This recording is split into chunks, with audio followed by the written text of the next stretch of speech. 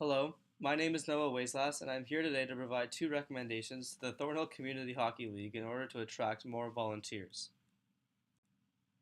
After analyzing the General Social Survey, or the GSS, there are two recommendations that I've come up with that will benefit the TCHL significantly. First recommendation. My first recommendation is to try to get more volunteers between the ages of 45 and 54. This is because younger people will reach out to your company. Thousands of high school students need to complete 40 hours of community service, which means that the TCHL should not waste precious time and money trying to attract more people between the ages of 15 and 24, because they will eventually reach out in order to complete their hours. In fact, most high school students complete more than 40 hours because it looks better to universities and potential employers. Reasoning for recommendation number 1. This graph here shows that the majority of volunteers for sport and rec organizations are between the ages of 45 and 54. As you can see, there are 3 people over the age of 75 that volunteered. Realistically, younger people will most likely make better volunteers than people over the age of 75. They may be more experienced, but younger people are generally more energetic and more engaging because they want to succeed and complete their volunteer hours. Also, there is a very good chance that the 45 to 54-year-olds are parents of children that are a part of the TCHL.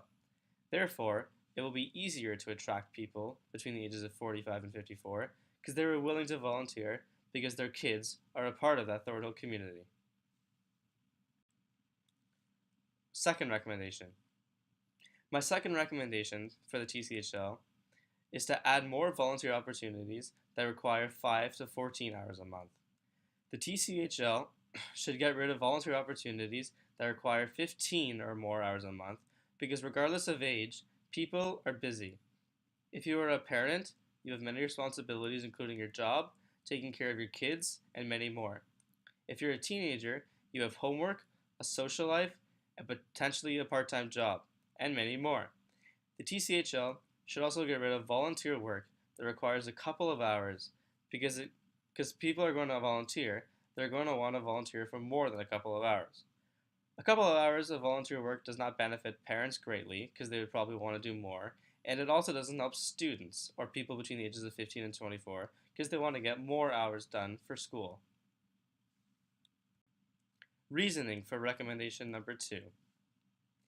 The pie graph here shows that most volunteers, 37% to be exact, at sport and rec organizations volunteer for 5 to 14 hours a month. Although 30% of volunteers worked 15 or more hours a month, more people volunteered 5 to 14 hours a month. Based on this data, it makes sense to add more opportunities with those required hours, as the demand for the work will be high. Conclusion. The TCHL will benefit greatly if they target 45 to 54-year-olds, as they are most likely parents with children who are a part of the community and are willing to help out.